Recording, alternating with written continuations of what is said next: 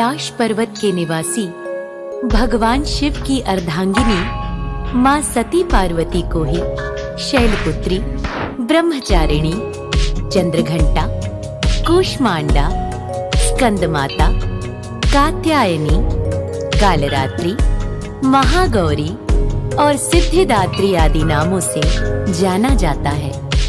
इस व्रत में उपवास या फलाहार आदि का कोई विशेष नियम नहीं है।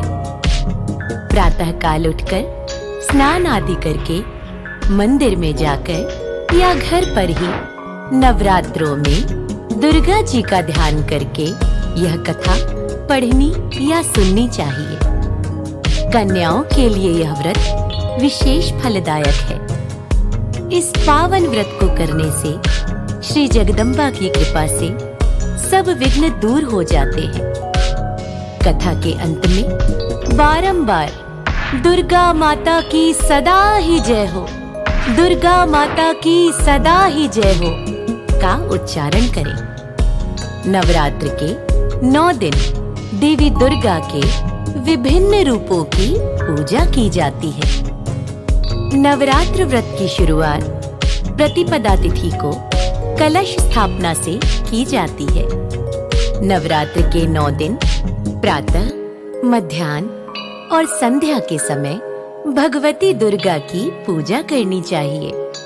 श्रद्धानुसार अष्टमी या नवमी के दिन हवन और कुमारी पूजा कर भगवती को प्रसन्न करना चाहिए। नवरात्रि व्रत कथा।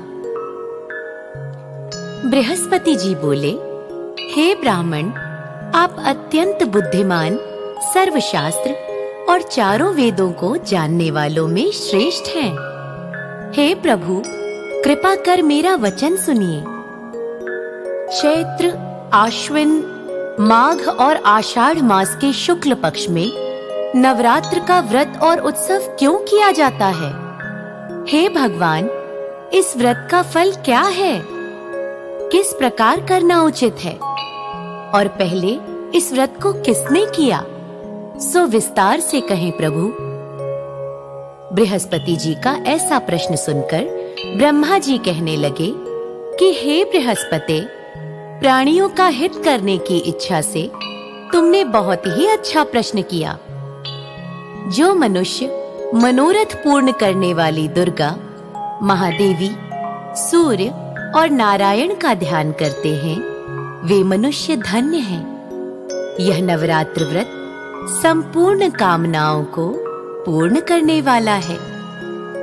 इनके करने से पुत्र चाहने वाले को पुत्र, धन चाहने वाले को धन, विद्या चाहने वाले को विद्या और सुख चाहने वाले को सुख मिलता है। इस व्रत को करने से रोगी मनुष्य का रोग दूर हो जाता है और कारागर हुआ मनुष्य बंधन से मुक्त हो जाता है। मनुष्य की समस्त आपत्तियां दूर हो जाती हैं और उसके घर में संपूर्ण संपत्तियां आकर उपस्थित हो जाती हैं। बंध्या और काक बंध्या को इस व्रत के करने से पुत्र उत्पन्न होता है। समस्त पापों का नाश करने वाले इस व्रत के करने से ऐसा कौन सा मनोरथ है जो सिद्ध नहीं हो सकता? जो मनुष्य अलभ्य मनुष्य देह को पाकर भी नवरात्र का व्रत नहीं करता, वह माता पिता से हीन हो जाता है। उसके शरीर में कुष्ठ हो जाता है और वह अंग से हीन हो जाता है। उसके संतानोत्पत्ति नहीं होती है। इस प्रकार वह मूर्ख अनेक दुख भोगता है। इस व्रत को न करने वाले निर्दयी मनुष्य धन और धान्य दोनों से वंचित हो भूख और प्यास के मारे पृथ्वी पर घूमते रहते हैं एवं गूंगे भी हो जाते हैं। जो विवाहित स्त्री भूलवश इस व्रत को नहीं करती, वह पतिहीन होकर नाना प्रकार के दुखों को भोगती है। यदि व्रत करने वाला मनुष्य सारे दिन उपवास न कर सके, तो एक समय भोजन कर सकते हैं और उस दिन बांधवों सहित नवरात्र व्रत की कथा भी अवश्य करें। हे बृहस्पति, जिसने पहले इस व्रत को किया है उसका पवित्र इतिहास मैं तुम्हें सुनाता हूँ। तुम सावधानी पूर्वक सुनो। इस प्रकार ब्रह्मा जी का वचन सुनकर बृहस्पति जी बोले, हे भगवान, मनुष्यों का कल्याण करने वाले, इस व्रत के इतिहास को मेरे लिए कहें। मैं सावधान होकर सुन रहा हूँ। आपकी शरण में आए हुए मुझ पर कृपा कीजिए प्रभु। ब्रह्मा जी बोले, पीठत नाम के मनोहर नगर में एक अनाथ नाम का ब्राह्मण रहता था। वह भगवती दुर्गा का भक्त था। उसे संपूर्ण सद्गुणों से युक्त मानो ब्रह्मा की सबसे पहली रचना हो ऐसी यथार्थ नाम वाली सुमति नाम की एक अत्यंत सुंदर पुत्री उत्पन्न हुई। वह कन्या सुमति अपने घर के बालकपन में अपनी सहेलियों के साथ क्रीड़ा करती हुई इस प्रकार बढ़ने लगी जैसे शुक्ल पक्ष में चंद्रमा की कला बढ़ती है। उसके पिता प्रतिदिन दुर्गा माँ की पूजा करते और होम करते थे। उस समय वह भी नियम से वहां उपस्थित होती थी। एक दिन सुमति अपनी सखियों के साथ खेलने लग गई और भगवती की पूजन में उपस्थित नहीं हो पाई। उसके पिता को पुत्री की ऐसी असावधानी देखकर क्रोध आ गया और वह पुत्री से कहने लगा कि हे दुष्ट पुत्री, आज प्रभात से तुमने भगवती का पूजन नहीं किया। इस कारण मैं किसी कुष्ठी और दरिद्री मनुष्य के साथ तेरा विवाह करूंगा। इस प्रकार पिता के कुपित वचन सुनकर सुमति को बड़ा दुख हुआ और पिता से वह कहने लगी कि हे पिताजी, मैं आपकी कन्या हूँ। मैं सब तरह से आपके अधीन हूँ। जैसी आपकी इच्छा हो वैसा ही कीजिए। राजा, कुष्ठी अथवा और किसी के साथ जैसी भी आपकी इच्छा हो मेरा विवाह करा सकते हैं, किंतु होगा वही जो मेरे भाग्य में लिखा है। मेरा तो इस पर पूर्ण विश्वास है। मनुष्य जाने कितने मनोरथों का चिंतन करता है, पर होता तो वही है जो भाग्य में विधाता ने लिखा है। जो जैसा करता है उसको फल भी उसी के कर्म के अनुसार मिलता है, क्योंकि कर्म करना मनुष्य के अधीन है, किंतु फल देना परमात्मा के अधीन है।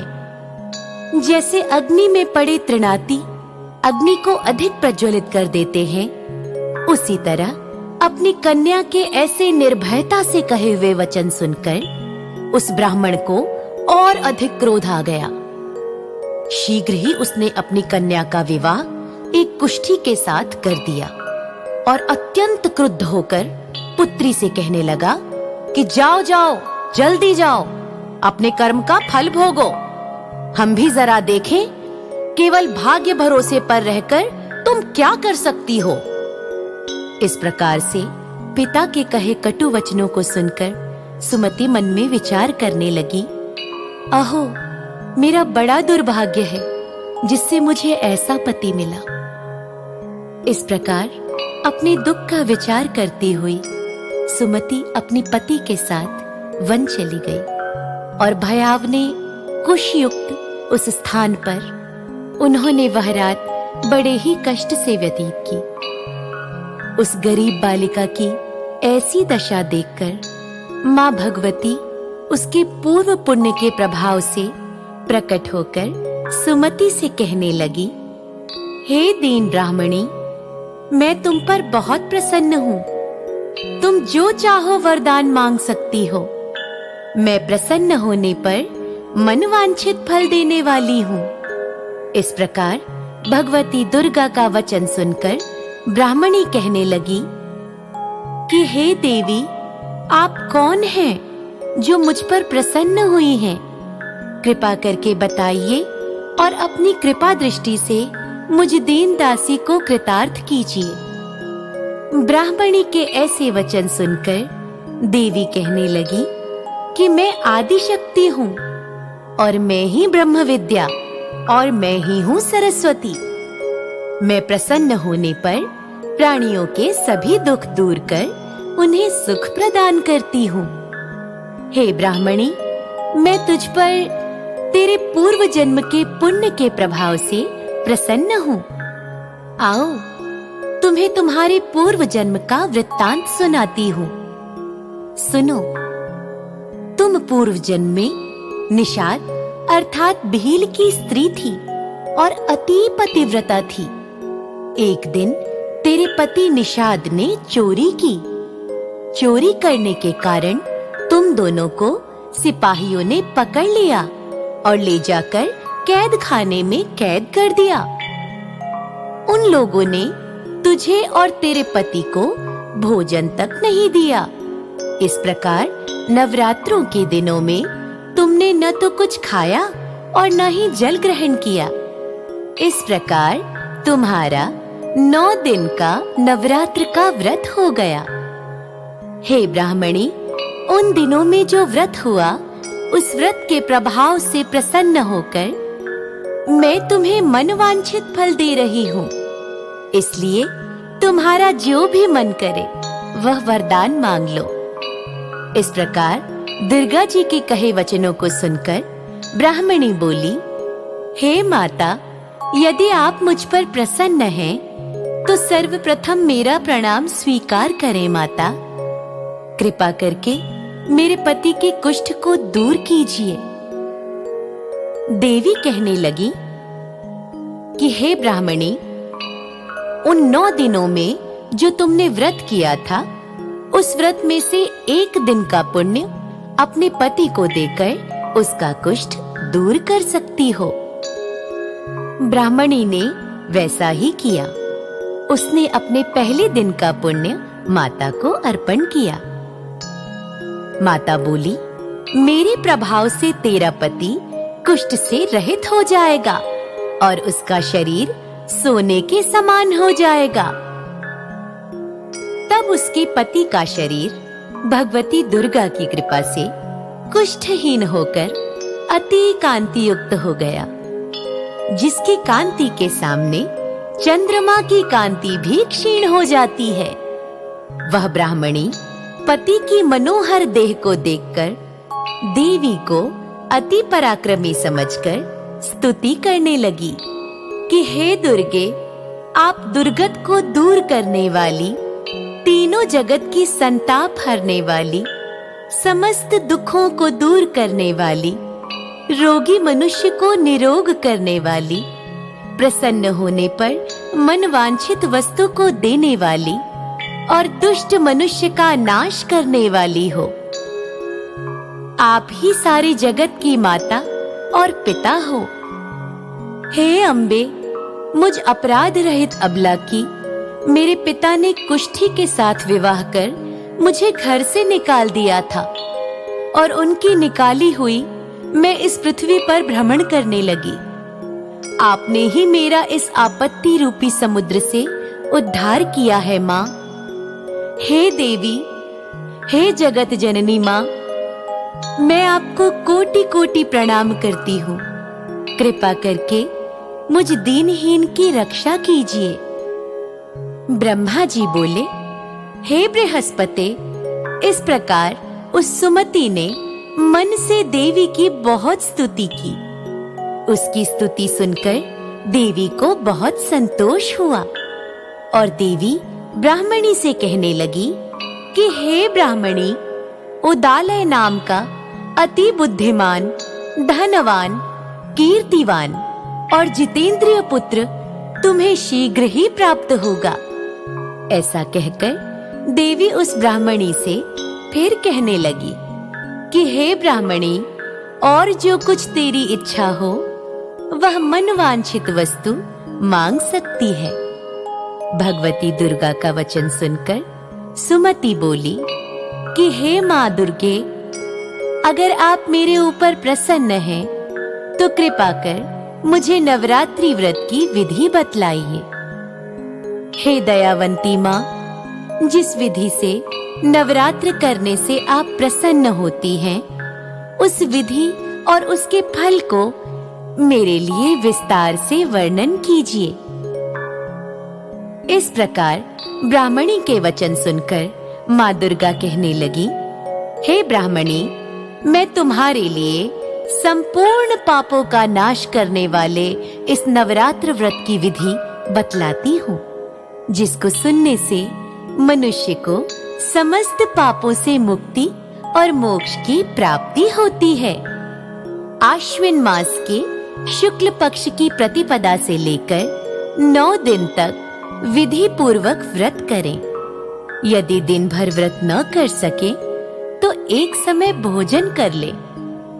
तत्पश्चात पढ़े लिखे ब्राह्मणों से पूछकर कलश स्थापना करें और वाटिका बनाकर उसको प्रतिदिन जल से सींचें। महाकाली, महालक्ष्मी और माँ सरस्वती की मूर्तियां बनाकर उनकी नित्य विधि सहित पूजा करें और पुष्पों से विधि पूर्वक अर्घ्य दें। बिजौरा के फूल से अर्घ्य देने से रूप की प्राप्ति होती है। जायफल से कीर्ति, दाख से कार्य की सिद्धि होती है। आंवले से सुख और केले से भूषण की प्राप्ति होती है।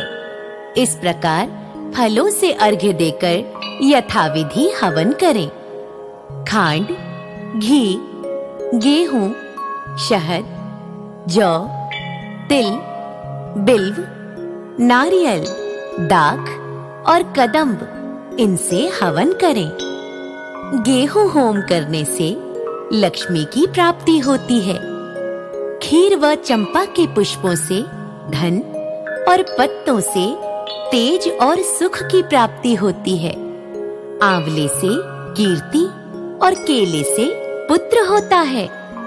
कमल से राज सम्मान और दाखों से सुख संपत्ति की प्राप्ति होती है।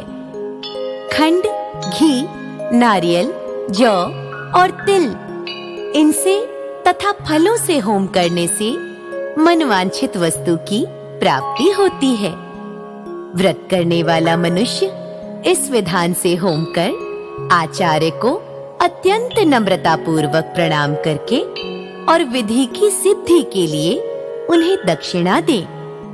इस महाव्रत को पहले बताई हुई विधि के अनुसार जो कोई भी करता है, उसके सभी मनोरथ सिद्ध हो जाते हैं। इसमें तनिक भी संशय नहीं है। इन 9 दिनों में जो कुछ दान आदि किया जाता है, उसका करोड़ों गुना पुण्य फल प्राप्त होता है। इस नवरात्र के व्रत करने मात्र से ही अश्वमेध यज्ञ का फल मिलता है। हे ब्राह्मणी, इस संपूर्ण कामनाओं को पूर्ण करने वाले उत्तम व्रत को तीर्थ, मंदिर अथवा घर में ही विधि पूर्वक करें। ब्रह्मा जी बोले, हे बृहस्पति, इस प्रकार ब्राह्मणी को व्रत की विधि और फल बताकर देवी वहां से अंतर ध्यान हो गई।